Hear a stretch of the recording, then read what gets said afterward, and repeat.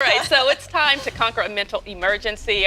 Are you having trouble getting over a feeling of rejection? Well, probably not, because rejection is not a feeling. What? That's right. Many people confuse rejection with being an emotion, but in fact, rejection is actually an event that someone experiences. So we want to talk about that because we always say, I feel rejected. Yeah. But the reality is, it's not that we feel rejected, it's our perception of the event that is rejection. So what are we Does that make feeling? sense? Embarrassed? Embarrassed. We could Okay. be feeling humiliation. We could be feeling unworthy. We can be feeling fear. We could be feeling, you name it. But again, there are those primary emotions underneath the surface of rejection. So, and you know what?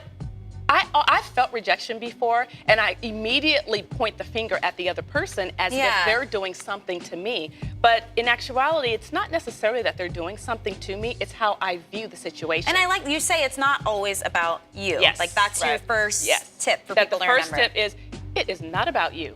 It is not about you. Because again, I think I said this before, I do have a friend, and she's going through a very tough breakup.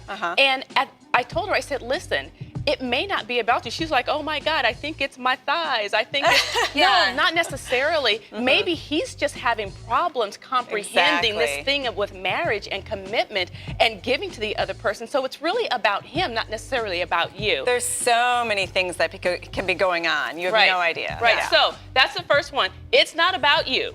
Second tip, what we want you to do is to recognize negative thoughts will always trip you up. You know, that's the core of what I do. And again, I believe what you think is what you feel is what you do. So recognize as in recognize your immediate reaction. So like, let's say I didn't get a promotion and I'm like, oh, it's because I suck at what I do. Exactly. Realize, okay, wait, I'm doing that to myself. Right. And again, and then refer back to the first tip. It's not about you. So that negative thought could be going back to that, oh, it's about me, it's about me, it's about me. If you look at human behavior, everything that we do is triggered based on what we want and what we feel. Very rarely is it about the other person. And then you say accept it? Yeah, just accept.